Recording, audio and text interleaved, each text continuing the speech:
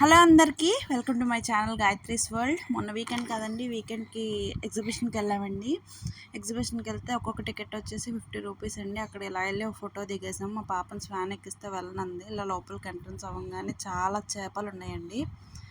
చాలా రకాల ఫిషెస్ని అక్వేరియంలో పెట్టారు. తర్వాత మా పాప ఈ బెలూన్ మీద చాలాసేపు ఆడిందండి. బాగా ఎంజాయ్ చేసామండి. ఏం తినమన్నా నాకేం వద్దంది.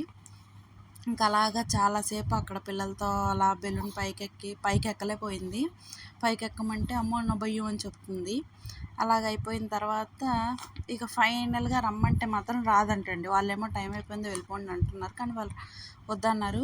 ఇక నెక్స్ట్ అక్కడ కారు ఉంది, కారు ఎక్కమంటేనేమో నేను ఎక్కనంది.